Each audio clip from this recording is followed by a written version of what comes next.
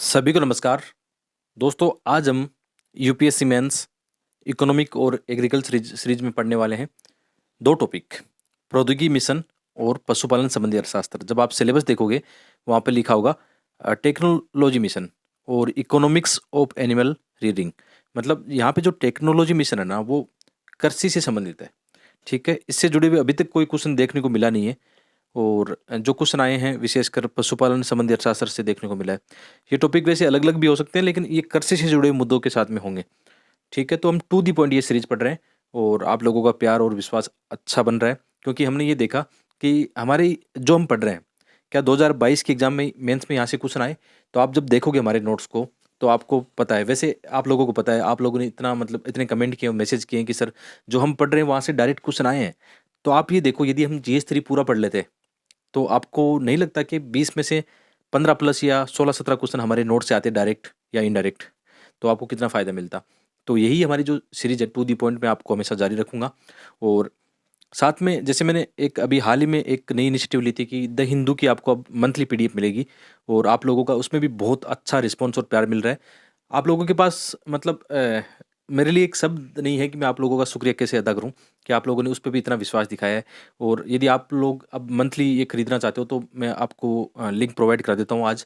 इस वीडियो के डिस्क्रिप्शन में भी द हिंदू मंथली का अब लिंक रहेगा। बहुत ही कम प्राइस, 20 रुपये में बहुत ही शानदार कंटेंट आपको मिलने वाला है। और अब हर महीने आपको ये PDF मिल जाएगी। ठीक है, टेलीग्राम पे भी मिल जाएगी और यहाँ पे वीडियो के माध्यम से भी आपको मैं सूचना दे दूंगा। लेकिन उसमें कुछ बच्चों को दिक्कत आ रही है कि उनको PDF नहीं मिल रही है या उनको पता नहीं कि PDF कहाँ मिलेगी।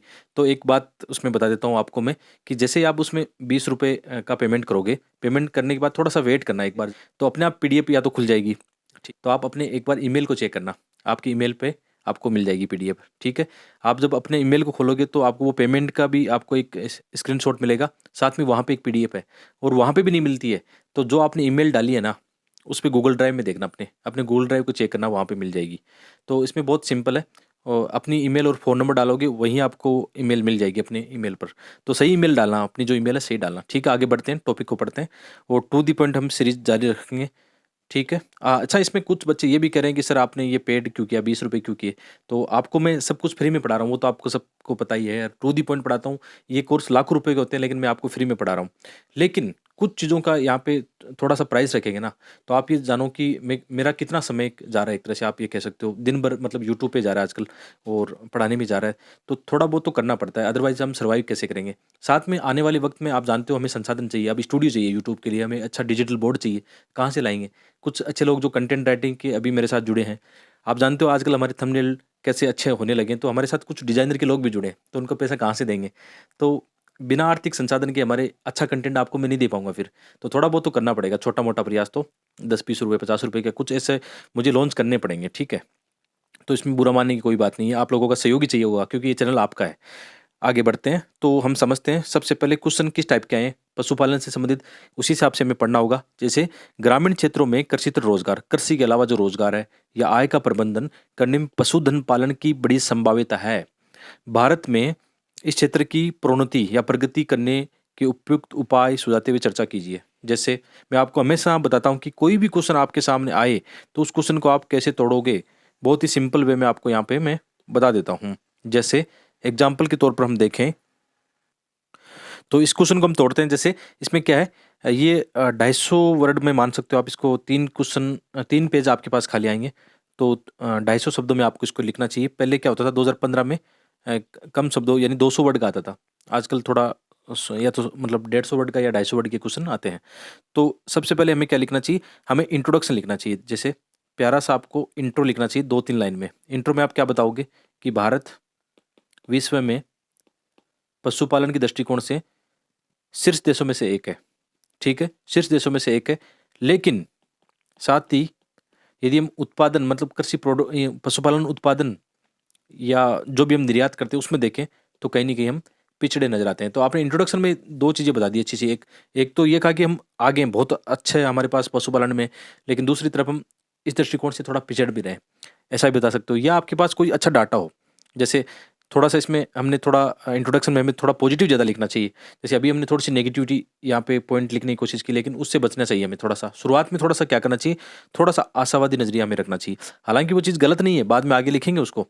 जैसे दूसरा और कोई आ सकता है हमारे पास डाटा कि जैसे पशुपालन की बात करें तो पशुपालन सेक्टर में भारत में लगभग 100 मिलियन रोजगार है, ये लिख सकते हो। 100 मिलियन रोजगार इस क्षेत्र में है और इस क्षेत्र का यदि हम जीडीपी में योगदान माने तो 4% से अधिक इसका योगदान है। तो पशुपालन दृष्टिकोण से हम देख सकते हैं कि कितना बड़ा रोल होता है हमारी जीडीपी, रोजगार, आय आदि में। ठीक है, ये आपने इंट्रोडक्शन बता दिया और क्वेश्चन भी क्या है, रोजगार और आय का है। इंट्रोडक्शन में हमने ये लिखा, बहुत अच्छा से लिखा। ठीक है, अब आते हैं बॉडी पार्ट पर। ठीक है, आप ये देखो देखो कितनी आसानी से मैं इन क्वेश्चन को तोड़ पा रहा हूँ, क्योंकि ये एक प्रैक्टिस हो जाती है एक समय के बाद में। इसमें कोई ये नहीं आप नहीं कर पाओगे, सब कर पाओगे एक समय के बाद। जब आप ढंग से इनको पढ़ना स्टार्ट करोगे आप आसानी से तोड़ लोगे इनको। ठीक है, पहले बॉडी पार्ट में आपको क्या बताना चाहिए, कितनी संभावना है पशुपालन की, बड़ी संभावित है। तो भारत के अंदर कितनी अपॉर्चुनिटी है पशुपालन के लिए, इसको लेकर आपके पास 5 से 10 पॉइंट होनी चाहिए। उसमें अच्छे डाटा एग्जाम्पल भी आपके पास होने चाहिए, कितनी संभावना है बॉडी पार्ट में। ठीक है, और बाद में इसमें बताना है कि इसमें थोड़ी सी चुनौतियां, समस्या बता सकते हो और बाद में समाधान बता सकते हो कि इसमें क्या क्या समाधान हमारे द्वारा किए गए, हमारी सरकार के द्वारा क्या क्या प्रयास किए गए, उनको आप बताना है। और लास्ट में फिर क्या होगा, एक बढ़िया सा निष्कर्ष लिख देना। निष्कर्ष में क्या लिखोगे कि अभी जैसे हमारा निष्कर्ष में आप लिखोगे कि अभी पशुपालन उद्योग का हमारे जीडीपी में योगदान 4% है और जीडीपी का हम क्या कर रहे हैं, 0.18% निवेश कर रहे हैं। यदि हम इस पर सही से ध्यान देते हैं तो यही हमारी जीडीपी का कितना परसेंट हो सकता है, जीडीपी का 5 से 10% हो सकता है। और हमें 2024-25 में कितना ट्रिलियन इकोनॉमी हासिल करनी है, 5 ट्रिलियन, या आगे आने वाले वक्त में 10 ट्रिलियन इकोनॉमी हासिल हमें करनी है आगे जाके। जीडीपी ग्रोथ हमें बहुत बढ़िया से हासिल करनी है। तो क्या करना होगा, इस सेक्टर पर ध्यान देना होगा। निष्कर्ष में आप इसे पॉजिटिव लिखोगे तो आपका हो गया ना, कितना प्यारा हो गया कि इंट्रोडक्शन में आपने डाटा देख के बताया। बॉडी पार्ट में जो क्वेश्चन की डिमांड थी, क्या डिमांड थी बॉडी पार्ट में, क्वेश्चन की ये डिमांड थी कि एक तो है बहुत ज़्यादा संभाव्यता है, ये डिमांड बताई। बाद में इसमें उपाय क्या है इसके, या थोड़ी चुनौतियाँ या उपाय साथ में बता सकते हो। तो बहुत ही शानदार आपका आंसर हो गया। ठीक है भाई, आगे चलते हैं। और कोई ऐसा क्वेश्चन आया है कि भारत में बेहतर पोषण व स्वास्थ्य सुनिश्चित करने के लिए खाद्य उद्योग में गुलाबी क्रांति प्रोन्नति हेतु उपायों को सुदृढ़ करने की आवश्यकता है, इस कथन पर आलोचनात्मक परीक्षण कीजिए। जैसे गुलाबी क्रांति आपको पता होनी चाहिए किससे संबंधित है, यह है मीट इंडस्ट्री से संबंधित, मांस उद्योग से संबंधित। ठीक है, तो मांस उद्योग को लेकर भारत में क्या मतलब, इससे पोषण और स्वास्थ्य को लाभ मिलता है, होता है निश्चित रूप से। अंडा, मत्स्य पालन, आप जानते हो मत्स्य जो प्रोडक्ट होते हैं उनसे स्वास्थ्य को लेकर फायदा ही मिलता है। और इसमें हमारे देश की जीडीपी सब ये चीज़ें जुड़ी रहती है, तो आप इसको अच्छे से कवर कर सकते हो। और अपने लेसन इसी हिसाब से होते हैं कि पुराने प्रश्न पत्र को हम बार बार देखते हैं तो बहुत सारे क्वेश्चन तो रिपीटेशन में देखने को मिलता है। अभी 2022 के ही क्वेश्चन की बात करें तो इनमें 3 क्वेश्चन ऐसे हैं जो बिल्कुल एज इट इज रिपीट हुए हैं। तो आप पुराने प्रश्न पत्र का यदि देखते हो, मॉडल आंसर तैयार करते हो, आप मेरे साथ जुड़े हो तो मैं हमेशा पुराने क्वेश्चन की चर्चा करता हूँ, आपको बताता हूँ कि क्वेश्चन कैसे हैंडल करना चाहिए। ठीक है, तो पहले बात करते हैं प्रौद्योगिकी मिशन। टेक्नोलॉजी मिशन क्या है, कृषि सेक्टर में टेक्नोलॉजी मिशन का मतलब क्या है। तो यहाँ पे लिखा है कि कृषि व सहायक क्षेत्रों में, देखो ये वाक्य देखना इतने बढ़िया तरीके से लिखे गए हैं, कोटे इसमें जो कीवर्ड है उन पर ध्यान देना। कृषि व सहायक क्षेत्रों में सतत समावेशी विकास हेतु भारत सरकार द्वारा समय समय पर तकनीकी मिशन लॉन्च किए जाते हैं, जिसका एक तरफ उद्देश्य क्या होता है, कृषि व सहायक क्षेत्रों का उत्पादन में वृद्धि करनी है, इनका विकास करना है। दूसरी ओर किसानों की आय को भी हमें सुनिश्चित करना और वृद्धि करना है। वहीं दूसरी तरफ खाद्य उत्पादों में आत्मनिर्भरता, खाद्य मुद्रास्फीति नियंत्रण, खाद्य प्रसंस्करण उद्योग को बढ़ावा व खाद्य उत्पाद निर्यात में वृद्धि करना है। अब मैंने जानबूझ के पैरा लिखा, अच्छा पैरा लिखा, ताकि आप कुछ कुछ चीज़ें समझ पाओ कि कैसे एक दूसरे से इंटीग्रेट होती है।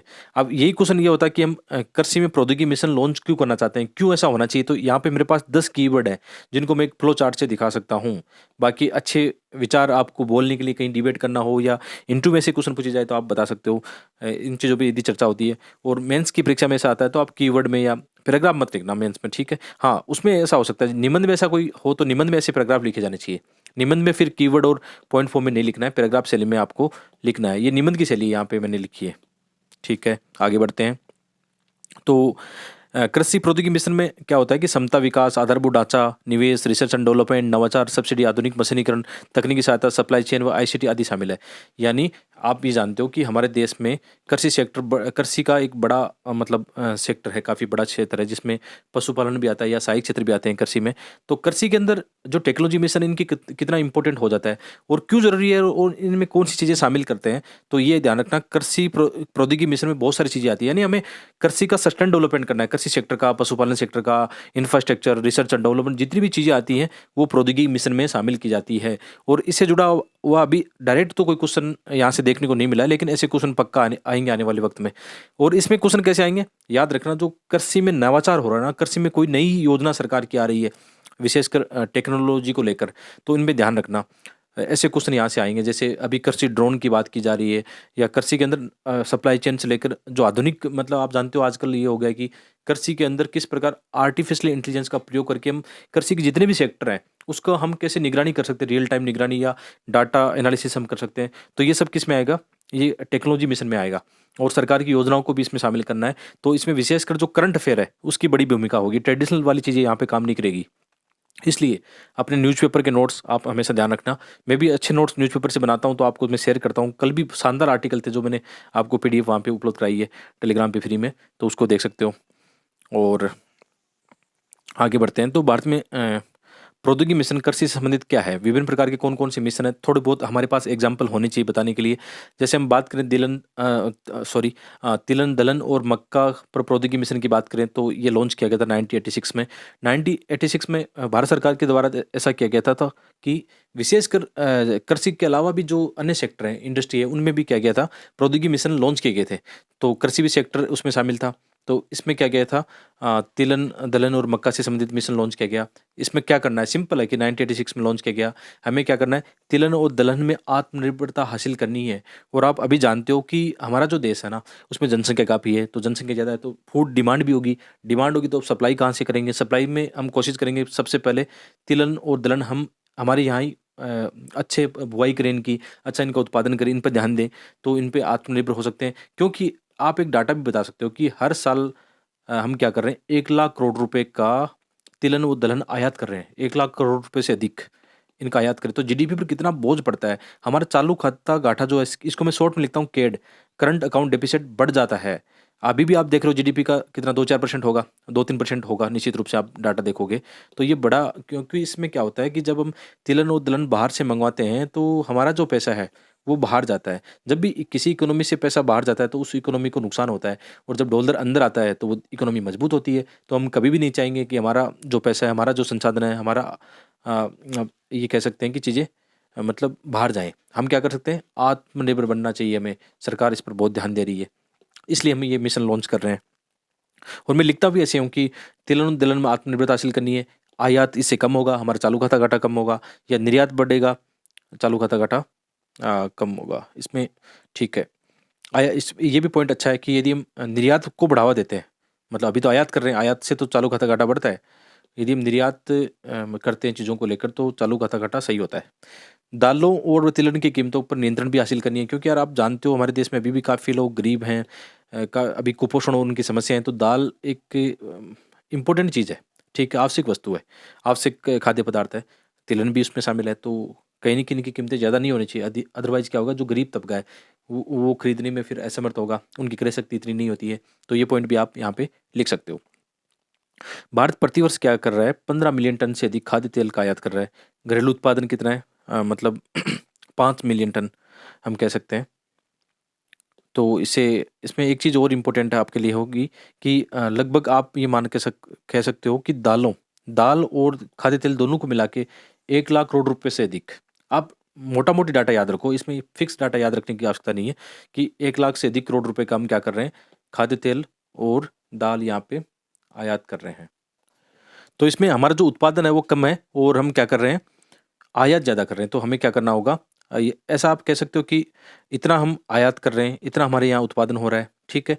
तो इसका मतलब हमें इतना चाहिए खुद को भी, तो हमें उत्पादन भी इतना करना होगा ताकि बाहर से मंगवाना ना पड़े। ये डाटा आगे पीछे हो सकते हैं, आप भी मतलब जब न्यूज़पेपर पढ़ते हो तो अपने डाटा को अपडेट कर लेना, ठीक है। थोड़ा बहुत इनमें ऊपर नीचे हो सकता है क्योंकि बदलते रहते हैं। और भारत में हम दालों की बात करें तो भारत क्या करें, दालों में सबसे बड़ा उत्पादक भी है और उपभोक्ता भी है। तो हमारे यहाँ डिमांड ज़्यादा है, तो हम इसके लिए भी हमें क्या करना पड़ता है, जैसे हम अभी उत्पादन कितना कर रहे हैं, 25 मिलियन टन कर रहे हैं। हमारा टारगेट है कि हम 30 से 32 मिलियन टन उत्पादन करें, और 2050 तक तो हमारी जनसंख्या बढ़ जाएगी, तो हमें और उत्पादन बढ़ाना पड़ेगा। मांग ज़्यादा है, मांग कितनी है, 30 मिलियन टन की है, तो इसकी आपूर्ति कहाँ से करेंगे, बाहर से करेंगे। बाहर से करेंगे तो बाहर पैसा जाएगा, नुकसान होगा जीडीपी को। ये चीज़ें क्या होती है, इंटीग्रेटेड होती है। तो इन चीज़ों को आप ऐसे ही लिखा करो ताकि ज़्यादा मार्क्स आपको मिलेंगे, एग्जामिनर समझेगा कि आपकी चीज़ों को लेकर समझ अच्छी है, गहराई अच्छी है। इसके अलावा और भी बहुत सारे टेक्नोलॉजी मिशन है। कौन से? जैसे एकीकृत बागवानी मिशन है, 2013 में शुरू किया गया था। बागवानी क्षेत्र का हमें इसमें समग्र विकास करना है। इसमें बहुत सारी चीज़ें शामिल है, जैसे अच्छे बीज होने चाहिए, रोपण सामग्री है, आधारभूत ढांचा, इनका विकास होना चाहिए। इसमें बहुत सारे और भी उप मिशन है, राष्ट्रीय बागवानी मिशन है, बहुत सारे मिशन यहाँ पे लिख दिए जिनको समझाने की बिल्कुल भी आवश्यकता नहीं है। आप आराम से पीडीएफ पढ़ोगे और समझ में आ जाएगा। ठीक है। और इसमें याद रखना, नई चीज़ें कुछ भी हो रही है तो उसका ध्यान रखना, एग्जाम में क्वेश्चन आएगा नया, जो ज़्यादा चर्चा में, बजट में, इकोनॉमिक सर्वे में, या प्रधानमंत्री जी के मन की बात में, या प्रधानमंत्री जी की कई घोषणा होती है इन चीज़ों को लेकर, कृषि को लेकर, वहाँ से भी अच्छे क्वेश्चन बन जाते हैं। तो कृषि विस्तार व प्रौद्योगिकी पर राष्ट्रीय मिशन एक और है 2014 में। ठीक है, कृषि विस्तार और प्रौद्योगिकी का राष्ट्रीय मिशन, इसमें कई मिशन शामिल है। जैसे कृषि को विस्तार करना है, किसानों में जन जागरूकता लानी है, टेक्नोलॉजी को लेकर बीज रोपण सामग्री, इसमें गुणवत्तापूर्ण जो बीज होते हैं उनका विकास करना है। कृषि मशीनीकरण, इसमें कस्टम हायरिंग, मशीनों पर सब्सिडी की बात की जा रही है। आजकल आप जानते हो, जैसे कस्टम हायरिंग को लेकर योजना भी बनी थी कि गांव में जो सहकारी या सोसाइटी जो होती है, मतलब सहकारी संस्थान होते हैं, उनके माध्यम से कम कीमत पर या बहुत ही कम प्राइस पर किसानों को जो मशीन है वो किराए पर दी जा सकती है। ऐसा प्रैक्टिकल रूप से ऐसा हो रहा है अपने आसपास, इसलिए मैं बता रहा हूँ। ठीक है। और मशीनों पे सब्सिडी मिलती है, जैसे हम किसान हैं और हमें ट्रैक्टर ट्रैक्टर के अलावा और भी मशीनें चाहिए, जैसे बुआई के लिए जो भी उपकरण आते हैं उन पे सरकार के द्वारा सब्सिडी मिलती है, रियल में मिलती है, और इससे फ़ायदा भी मिलता है। इसके अलावा पादप संरक्षण की बात की जा रही है, इसमें एकीकृत कीट प्रबंधन है, वैज्ञानिक व पर्यावरण अनुकूल तकनीक को बढ़ावा दिया जा रहा है। तो ऐसे मिशन को लेकर कोई क्वेश्चन बन सकता है, जैसे ये मिशन आगे, इसको लेकर कोई क्वेश्चन बन सकता है। तो आपके पास 20, 30, 50 वर्ड में कोई अच्छा मटेरियल होना, तो आप उस क्वेश्चन को आराम से अपने विचारों के साथ एक्सप्लेन कर सकते हो। इसके अलावा राष्ट्रीय केसर मिशन है, आजकल तो और भी मिशन, नए नए मिशन आए, उनको भी ध्यान रखना। ठीक है। राष्ट्रीय केसर मिशन है, 2010 में लॉन्च किया गया था। जम्मू कश्मीर में को केसर हब बनाना है और उत्पादन, प्रोडक्शन बढ़ाना है। केसर उत्पादन को लेकर गुणवत्तापूर्ण जो चीज़ें हैं, ठीक है, उत्पादन और गुणवत्ता, यहाँ पे मात्रा गलत है, गुणवत्ता हमें वृद्धि करनी है। इसके अलावा रिसर्च डेवलपमेंट, क्षमता विकास करना है, और केसर की जलवायु परितंत्र को समझना है। जैसे हमारे देश में और कहीं भी तो केसर उगाया जा सकता है, जैसे विशेषकर पहाड़ी क्षेत्रों में, नॉर्थ ईस्ट क्षेत्र में, जहाँ ऐसी जलवायु, ऐसी मिट्टी हो, ऐसी वर्षा हो, वहाँ पे भी हम केसर का उत्पादन कर सकते हैं। तो इसको भी अभी हाल ही में काफ़ी बढ़ावा दिया जा रहा है। इसके अलावा राष्ट्रीय सतत कृषि मिशन 2014-15 में इसको लॉन्च किया गया था। इसमें भी बहुत सारे पॉइंट है, जैसे जलवायु परिवर्तन पर राष्ट्रीय कार्य योजना के 8 उप मिशन जो हैं, उनमें से एक क्या है, राष्ट्रीय कृषि सतत विकास मिशन या राष्ट्रीय सतत कृषि मिशन, जिसमें कहा जाता है कि जैसे आप जानते हो आजकल जलवायु परिवर्तन हो रहा है, मौसम में बदलाव आ रहा है, टेम्परेचर में बदलाव आ रहा है, आर्द्रता में, तो कृषि सेक्टर भी इससे प्रभावित होगा।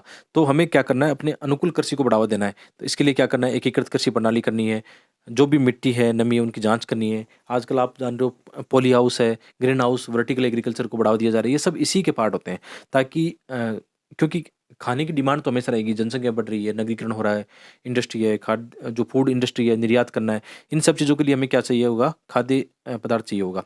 तो इसके लिए हमें क्या करना होगा, कृषि को बढ़ावा देना होगा। शुष्क कृषि को बढ़ावा, सिंचित क्षेत्र का विकास यानी वर्षा सिंचित क्षेत्रों का विकास, मृदा स्वास्थ्य प्रबंधन, इन सब चीज़ों पे हमें ध्यान देना होगा। तो इसमें कई टाइप के मिशन हैं, जैसे आप नोट्स पढ़ोगे किसी कोचिंग के, इनमें तो 50 मिशन हो सकते हैं, लेकिन हमें क्या करना है, कुछ मोटे-मोटे मिशन देखने। और इसके अलावा मैं बोल रहा हूँ कि जो करंट में रहेगा वही आएगा। चिंता मत करना कि पुरानी चीज़ें बहुत ही कम पूछी जाती है मेंस में। आप मेंस के पेपर को लगातार देखते रहना।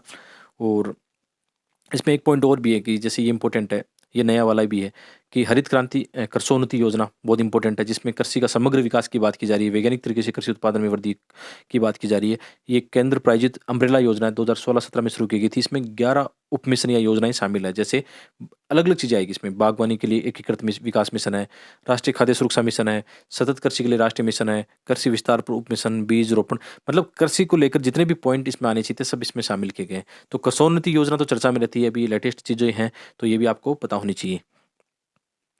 इसके अलावा पशुपालन संबंधी अर्थशास्त्र, ये इंपॉर्टेंट है, यहाँ से क्वेश्चन बन सकते हैं आपके मेंस में, बहुत ही ज़्यादा इंपॉर्टेंट है।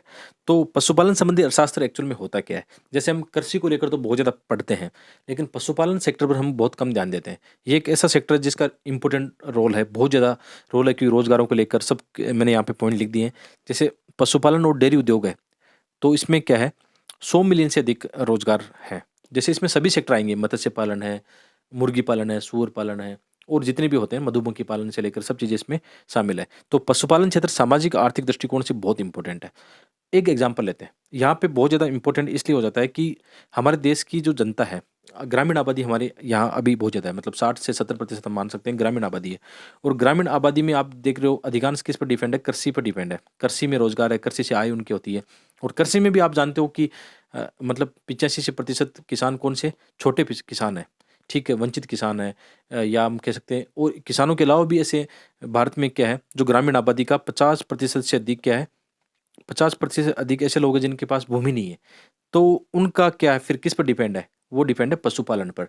यदि आप गांव से आते हो, गांव में आपने देखा कैसी लाइफ होती है, तो आपने देखा ना कि जैसे हम अपने अपने में अपने आसपास की बात करूं, या आप अपने आसपास देखना कैसा वहाँ पे पशुपालन का कल्चर है, कैसे लोग कौन कौन पशुओं को पालते हैं, इनको देखना बहुत जरूरी है। जैसे मैं अपने आसपास बात करूं तो यहाँ पे सबसे ज़्यादा होता है भेड़ पालन। भेड़ पालन और बकरी पालन राजस्थान में जो ग्रामीण आजीविका इसका बड़ा पार्ट होता है।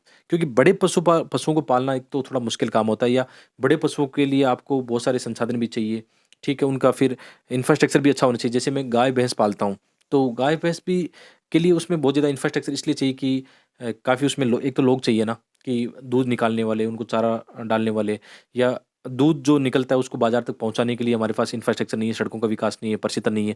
लेकिन जो छोटे पशु हैं, जैसे आप बकरियों की बात करो या भेड़ों की बात करो, तो उनके लिए ज़्यादा संसाधन नहीं चाहिए होते हैं। उनको कोई भी एक व्यक्ति आसपास की जो वन भूमि है या कहीं भी उनको चराया जा सकता है। एक व्यक्ति, मतलब उसमें ज़्यादा लोग नहीं चाहिए उनको मैनेज करने के लिए।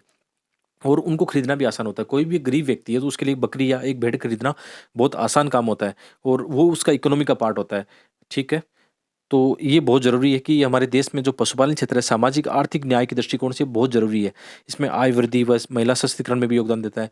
आप अपने आस-पास देखना कितने जो वंचित वर्ग से आते हैं, विशेषकर महिलाएँ भी आप देखना, इसमें बुजुर्ग महिलाएँ भी शामिल है, जो अपनी छोटी-मोटी जो उनके पशुपालन होता है, भेड़-बकरी उनको लेके आस-पास चराने निकल जाते हैं। ठीक है, ये हमारा ग्रामीण कल्चर है, बहुत अच्छा कल्चर है और मज़ा भी आता है, क्योंकि यहाँ पे ज़्यादा आवश्यकता नहीं, लेकिन मिनिमम आवश्यकता तो सबको होती है। ठीक है। और इसके अलावा हमें गाँव का क्या करना है, सतत समावेशी विकास करना है। आप ये जानते हो कि हम बात करते हैं हमारे देश में कि हमें हमारे देश का डेवलपमेंट करना है, सस्टेन डेवलपमेंट करना है, हमें ये लक्ष्य हासिल करने हैं। तो हमारा गाँव, तो हमारा जो भारत है कहाँ बसता है? गाँव में बसता है। तो गाँव का जब तक हम सतत समावेशी विकास नहीं करेंगे, तो हमारे देश का विकास कैसे हो सकता है? क्या 20-30% आबादी का आप डेवलपमेंट कर दोगे, तो जो 70% आबादी बच बच जाती है उसका आप ध्यान नहीं दोगे, तो क्या देश का विकास हो सकता है? नहीं हो सकता। आप ऐसी चीज़ें बता सकते हो। तो कैसे होगा?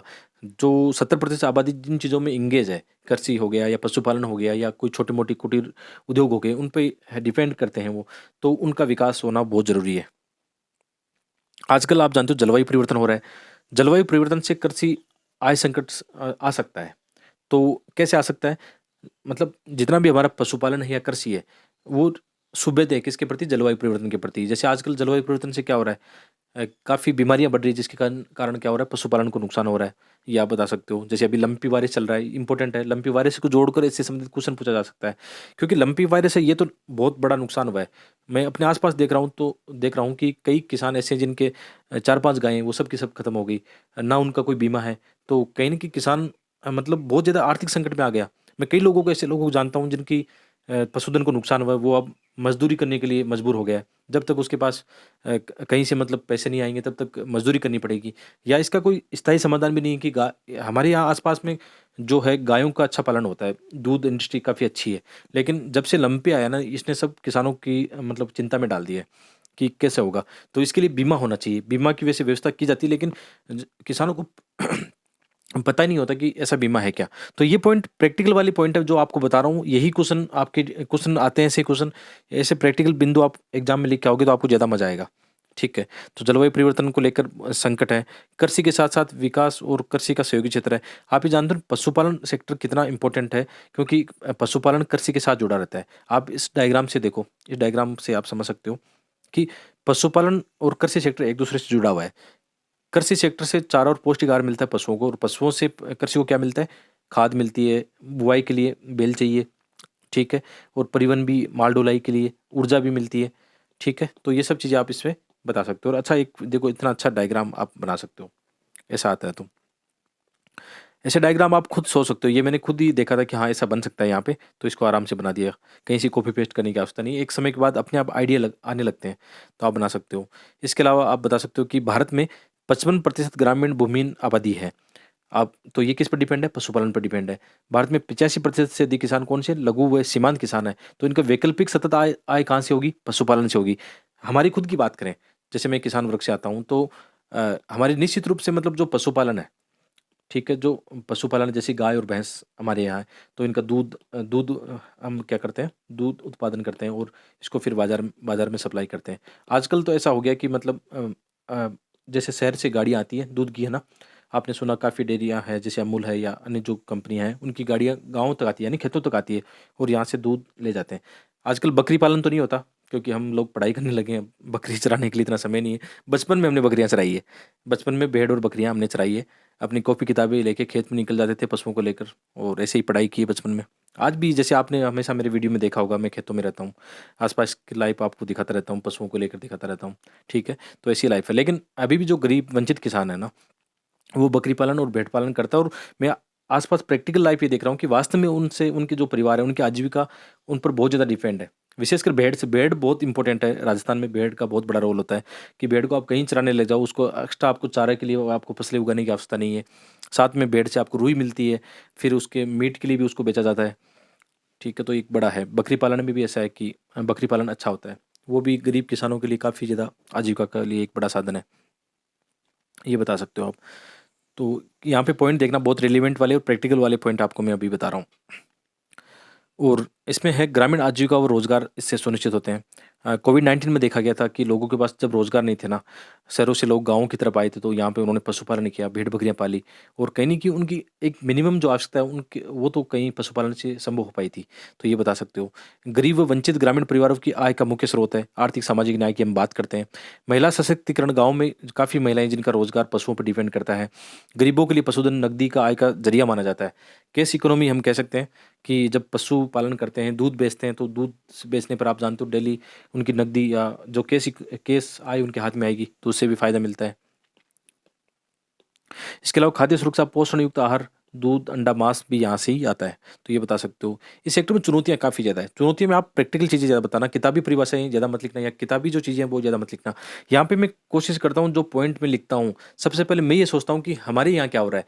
मैं क्या महसूस करता हूँ इन चीज़ों को लेकर? हमारे आस-पास कौन-सी चुनौतियाँ हैं पशुपालन को लेकर? प्रैक्टिकल बताता हूँ। जैसे एग्ज़ाम्पल के तौर पर हम देखें, यहाँ पे मैं 10 पॉइंट बताऊँगा, 10 के 10 प्रैक्टिकल पॉइंट मिलेंगे, और मैं कहीं से भी जब नोट्स बनाता हूँ गूगल से या किसी कोचिंग के नोट्स देखता हूँ, तो उनमें ये चीज़ें मिलती नहीं है प्रैक्टिकल वाली, केवल सिद्धांतिक बातें लिखी होती है, तो उनसे मार्क्स नहीं आते हैं। तो प्रैक्टिकल चीज़ों से मार्क्स आते हैं, आप समझोगे खुद इस बात को। जैसे आजकल क्या हो रहा है, जलवायु परिवर्तन हो रहा है।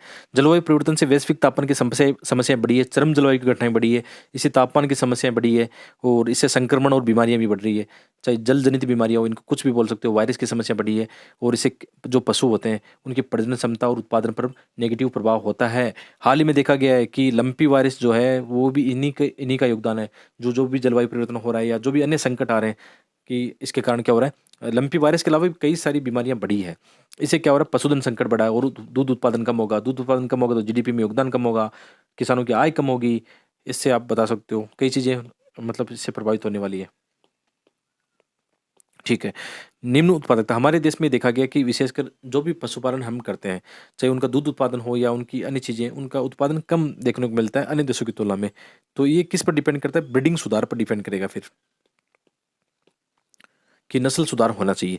इसके अलावा कृषि सेक्टर में ऋण की बात करते हैं, लेकिन पशुपालन सेक्टर में अभी भी एक समस्या है कि यहाँ पे ऋण और बीमा की समस्या है।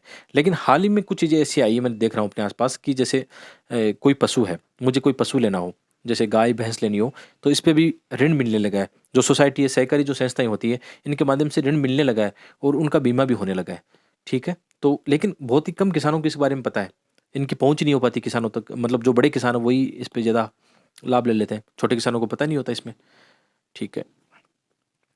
इसके अलावा अपर्याप्त पशु चिकित्साएँ व रोग नियंत्रण, मतलब ये इनमें भी एक संकट है। अच्छे मानव संसाधन हमें चाहिए, अच्छे पशु चिकित्सक हमें चाहिए, हॉस्पिटल हमें चाहिए, लेकिन अभी थोड़ा मुश्किल है। इनमें भी एक संकट देखने को मिलता है। इसके अलावा विदेशी प्रजातियों को हम ज़्यादा प्राथमिकता दे रहे हैं। जैसे जो हमारी देसी प्रजाति थी गायों की, विशेषकर मैंने देखा है यहाँ पे, भैंसों की तो अभी भी उतना प्रभावित नहीं हुआ, क्योंकि भैंसों में तो हम विश्व में टॉप पे हैं खुद ही। लेकिन गायों में देखा गया है कि जो मिश्रित नस्ल वाली गायें हैं, जो विदेशों से पहले लाई गई थी, उनको ज़्यादा महत्व दिया जाता है। और इनका देख रहा हूँ इनमें मतलब जो विदेशी प्रजाति वाली है उनमें समस्या है कि वो एक तो जैसे ही मतलब तापमान बढ़ता है तो उनको ज़्यादा नुकसान होता है, जल्दी बीमार होने लगती है, उनका जो दूध प्रोडक्शन है वो गिरने लगता है, बीमारियों से जल्दी वो मतलब प्रभावित होती है। हमारी जो देसी नस्ल है वो उतनी प्रभावित नहीं होती, लेकिन देसी नस्ल को आप जानते हो उनका थोड़ा दूध उत्पादन को लेकर समस्या रहती है, लेकिन यदि उसमें सही से सुधार किया जाए, नस्ल सुधार किया जाए तो उसमें भी प्रोडक्शन बढ़ सकता है, लेकिन इसकी ओर हमने बहुत कम ध्यान दिया। इसके कारण क्या हुआ, आपने देखा होगा कितने आवारा पशु सड़कों में घूमते हैं। इसके अलावा स्वदेशी नस्ल जलवायु अनुकूल होती है, परंतु इस पर ज़्यादा ध्यान नहीं दिया हमने। कृषि मशीनीकरण में पशुओं का महत्व कम होने लगा है, तो इस पर भी ध्यान देने की आवश्यकता है कि पशुओं का कैसे मतलब आगे मतलब कैसे हम सुधार कर सकते हैं इनमें। इसके अलावा आधारभूत ढांचे की समस्याएं जैसे सड़क परिवहन, प्रशीतन, वन चारागाह भूमि को नुकसान हो रहा है, पशुपालन विविधता का भी अभाव है। जैसे इसमें ये होना चाहिए कि एक कोई भी एरिया है उसके हिसाब से ऐसी पॉलिसी बन सकती है, किसानों को इस बारे में बताया जा सकता है कि कैसे आप अलग अलग किस्म के पशुओं को रखकर कैसे आय बढ़ा सकते हो। जैसे हमारे यहाँ क्या है कि हम गाय और भेड़ बकरी इन पर ज़्यादा ध्यान दे रहे हैं, जबकि मुर्गी पालन भी हो सकता है या अन्य पालन मत्स्य पालन भी हो सकता है। जैसे आजकल फार्म पॉन्ड बन रहे हैं, तो इसमें भी ऐसी मत्स्य पालन किया जा सकता है साथ साथ में, तो उससे किसानों की क्या हो सकता है, आय ज़्यादा बढ़ सकती है। हालांकि ऐसे प्रयास हुए थे कि जो फार्म पॉन्ड आजकल किसान बना रहे हैं, हमारे यहाँ भी बना हुआ है, तो उसमें मत्स्य पालन का प्रयास किया गया था। लेकिन इसमें क्या हो कि इसमें थोड़ा वैज्ञानिक दृष्टिकोण होना बहुत ज़रूरी है कि मतलब अ, क- इसमें क्या हो सकता है कि किसान यहाँ के किसानों को ऐसी प्रजाति की मत्स्य पालन के लिए समता विकास के लिए बोला जा सकता है, जो जो कहीं न कहीं इस एनवायरनमेंट में अनुकूल हो। लेकिन जैसे हमारे आस-पास जो भी जिन्होंने मत्स्य पालन किया था, उनको नुकसान उठाना पड़ा कि जो भी मत्स्य उन्होंने पालन किया था, वो सक्सेस नहीं हो पाया। उनकी जो है मृत्यु दर ज़्यादा पाई गई, यानी वो कहीं न कहीं इस पानी में या यहाँ की जलवायु में एडजस्ट नहीं हो पाई थी। तो ऐसा कुछ होना चाहिए कि जैसे राजस्थान स्पेसिफिक ऐसा बन सकता है कि यहाँ पे जो फार्म पॉन्ड बन रहे हैं, क्योंकि पानी कौन-सा है, मीठा पानी है, वर्षा जल है, तो इसमें कौन-सी मछलियाँ अधिक हो सकती है, ऐसा रिसर्च हो सकता है। आप समझ पा रहे हो इस चीज़ को मैं कैसे बता रहा हूँ आपको, आराम से समझ पाओगे। ठीक है। आधे घंटे तक लेक्चर पढ़ाने तक लगातार होने के बाद मेरे से बोला नहीं जा रहा, लेकिन कंटिन्यू करते हैं इसको। थोड़ा-सा बाकी है, इसको एंड करते हैं। ठीक है। और क्या कर सकते हैं हम? रिसर्च एंड डेवलपमेंट कर सकते हैं, नवाचार कर सकते हैं, निवेश संकट भी इसमें देखने को मिलता है, उसको हम कर सकते हैं। पशुपालन वैज्ञानिक दृष्टिकोण का अभाव देखने को मिलता है। यानी मतलब इसमें आजकल ऐसा होना चाहिए कि परंपरागत तरीके से पशुपालन करने के दृष्टिकोण की बजाय आजकल ये होगा कि कितना मशीनीकरण हो गया है, चीज़ों को लेकर आपने बड़े-बड़े फार्म देखे होंगे। उसी को बोलते हैं कि थोड़ा वैज्ञानिक दृष्टिकोण इसमें अपनाना चाहिए। इसके अलावा सुधार और समाधान के लिए इतने पॉइंट है, जितनी हमने समस्याएँ गिनी हैं उतने हमारे पास सुधार है। जैसे मैं अब ज़्यादा समझाऊँगा नहीं, केवल पढ़ूँगा कि जैसे हमें स्वदेशी नस्ल सुधार पर ध्यान देना चाहिए। इसमें भारत सरकार की एक योजना भी है, कृत्रिम गर्भाधान को लेकर राष्ट्रव्यापी कृत्रिम गर्भाधान कार्यक्रम 100% केंद्रीय सहायता इसमें दी गई है। जलवायु परिवर्तन के अनुकूल हमें इन चीज़ों को सोचना होगा। पशु बीमारियों के प्रति भी विशेष ध्यान देना होगा, जैसे खुरपका, मुहपका या ब्रुसेलोसिस जो बीमारी है उनको लेकर भी एक राष्ट्रीय पशु रोग नियंत्रण कार्यक्रम बना है। तो ये पॉजिटिव पॉइंट बताओ, भारत सरकार के प्रयास बताओ, समाधान बताओ। इसमें सुदृढ़ चिकित्सा सेवाएँ, बीमा सुविधाएँ भी उपलब्ध कराई जानी चाहिए, संस्थागत ऋण होना चाहिए, जैसे टीकाकरण अभियान है। बीमा को लेकर भी ऐसे अच्छे प्रयास किए गए हैं। रिसर्च एंड डेवलपमेंट, निवेश, क्षमता विकास, आधारभूत ढांचे का प्रशीतन, सब इनमें सप्लाई चेन को ध्यान देना चाहिए। वैज्ञानिक दृष्टिकोण से पशुपालन होना चाहिए, पशु चारा पौष्टिक आहार पर ध्यान देना चाहिए, चारागाहों को विकास करना चाहिए। पशुपालन क्षेत्र देश की जीडीपी में 4% का योगदान देता है, लेकिन जीडीपी का खर्च कितना है, बहुत कम है, यानी निवेश बढ़ाने की आवश्यकता है। यानी हर सेक्टर में रिसर्च डेवलपमेंट निवेश आदि करना है। पशुपालन विविधता पर ध्यान देना है। क्षेत्र विशेष पशुपालन रणनीति बननी चाहिए कि कौन से क्षेत्र में कौन से पशुओं का अच्छे से विकास हो सकता है। किसी क्षेत्र में जैसे मत्स्य पालन अच्छा हो सकता है, किसी में भेड़ पालन अच्छा हो सकता है, तो इस पर भी हमें रणनीति बनाने की आवश्यकता है। राष्ट्रीय पशुधन मिशन बनाया गया है, राष्ट्रीय गोकुल मिशन आप बता सकते हो। एक इसमें नई-नई चीज़ें बहुत आती है। करंट अफेयर में आप देखोगे तो नई-नई चीज़ें आती है, उनको ऐड कर लेना अपने इसमें नोट्स में। पशुपालन अवसंरचना विकास कोष बनाया गया है 15,000 करोड़ का। इसमें आत्मनिर्भर भारत अभियान के तहत इसमें दूध, मांस प्रसंस्करण क्षमता को बढ़ा दिया जाएगा, उत्पादन बढ़ेगा, सप्लाई चेन बढ़ेगी, कृषि उत्पादन निर्यात होगा, डॉलर भारत में आएगा, चालू खाता घाटा कम होगा। ये सब चीज़ें आप आराम से लिख सकते हो, बता सकते हो। इसके अलावा कृषि और पशुपालन स्टार्टअप की ओर भी हमें ध्यान देना होगा। एक है गुलाबी क्रांति, क्या इसकी संभावनाएं, क्या इसकी चुनौतियां हैं, वो भी आप यहाँ पे देख सकते हो। गुलाबी क्रांति मतलब मांस और पोल्ट्री प्रसंस्करण क्षेत्र से संबंधित है, यानी मुख्य रूप से मीट इंडस्ट्री को लेकर हम बता सकते हैं कि गुलाबी क्रांति यहाँ पे है मांस उत्पादन को लेकर। इसमें बहुत सारे आप जानते हो पशु मांस है या मुर्गियों का मत्स्य पालन, सूअर पालन और भी बहुत सारे झींगा पालन सब इसमें शामिल किए गए हैं। इसकी क्या संभावना है, क्या इसके लाभ हैं? तो बहुत सारा है कि भारत में आप जानते हो कि पशुपालन दृष्टिकोण से विश्व के प्रमुख देशों में से एक है। भारत में मांस इंडस्ट्री की मांस जो है उद्योग है या मांस जो उत्पादन है उसकी विदेशों में बहुत अच्छी मांग है, तो निर्यात में हम बढ़ावा दे सकते हैं। भारी संख्या में इसमें रोजगार भी है, किसानों की आय में भी ये वृद्धि करता है। हमारी भौगोलिक दृष्टि या जलवायु विविधता बहुत ज़्यादा है, तो इसमें अलग-अलग प्रकार के पशुओं का पालन किया जा सकता है। खान-पान विविधता भी बहुत ज़्यादा हमारे देश के अंदर खुद में काफ़ी ज़्यादा घरेलू माँग है मीट को लेकर। अलग-अलग क्षेत्रों में अलग-अलग, जैसे कहीं कहीं मत्स्य ज़्यादा पसंद किया जाता है, कभी कहीं मुर्गी का मांस पसंद किया जाता है। तो अलग-अलग ये खान-पान की विविधता भी घरेलू माँग को बढ़ावा देती है, ऐसा आप बता सकते हो। चुनौतियाँ क्या है? जितनी भी मीट मीट इंडस्ट्री है कि इसमें 90% असंगठित क्षेत्र में है, तो इसमें संगठित क्षेत्र में अच्छे प्रयास करने होंगे। मांस उत्पादन और प्रसंस्करण उद्योग है, तो जो भी इंफ्रास्ट्रक्चर चाहिए उसमें अभी कमी है। परिचालन, परिवहन, सप्लाई चेन की बाधाएँ हैं, खाद्य पदार्थ जल्दी खराब हो जाते हैं। मांस उत्पादन वैश्विक मानकों के अनुसार उतनी साफ-सफाई नहीं होने के कारण क्या होता है, जब हम सप्लाई करते हैं तो वहाँ से कहीं कहीं न कहीं उन देशों की ये डिमांड होती है कि आपका मांस अच्छा नहीं है, या उसमें पॉल्यूशन को लेकर कोई समस्या आ सकती है। इसके अलावा हमारे यहाँ सामाजिक धार्मिक मुद्दे, अलग-अलग लोगों की खान-पान की आदतें, उन चीज़ों को भी ध्यान रखना पड़ता है। विश्व में पशुधन पालन में टॉप है, लेकिन उत्पादन जो उनका निर्यात है, उनमें भी हमारी अभी वैश्विक जो भागीदारी बहुत कमज़ोर है।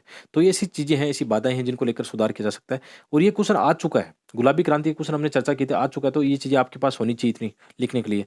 इसके अलावा मत्स्य क्रांति या नीली क्रांति को आप लेकर बता सकते हो। नीली क्रांति का क्वेश्चन आ सकता है। तो ये भारत सरकार की एक केंद्रीय क्षेत्र की योजना है, जिसमें मत्स्य पालन का हमें क्या करना है, समेकित विकास करना है। मछुआरों का सतत समावेशी विकास, समतल निर्माण, जागरूकता, संस्थागत ऋण बीमा आदि की बात इसमें की गई है। हमें अंतर्देशीय और जो समुद्री मत्स्य पालन है उसमें काफ़ी ज़्यादा इसको बढ़ावा देना है, आधुनिक तकनीक का इसमें प्रयोग करना है, मत्स्य पालन बढ़ावा है। इसमें मत्स्य उद्योग में आर्टिफिशियल इंटेलिजेंस, सूचना प्रौद्योगिकी, भौगोलिक सूचना प्रणाली आदि का भी उपयोग इसमें करना है। क्योंकि आप जानते हो कि आजकल उपग्रह या अन्य जो चीज़ें ड्रोन के माध्यम से भी हम ये देख सकते हैं कि किस क्षेत्र में ज़्यादा मछली है सागर में विशेषकर, तो मछुआरों की इसमें सहायता कर सकते हैं। इसके अलावा पीएम मत्स्य योजना भी एक, मत्स्य संपदा योजना, ठीक है? इसके बारे में डिटेल यहाँ पे दी गई है, कोई ज़्यादा समझने वाली बात नहीं है, आप समझ लेना, ठीक है? तो ये लेसन यहाँ पे एंड होता है। कमेंट करके बताना कि आज का लेसन आपको कैसा लगा, ये हमारे नोट्स कैसे हैं। बहुत-बहुत धन्यवाद।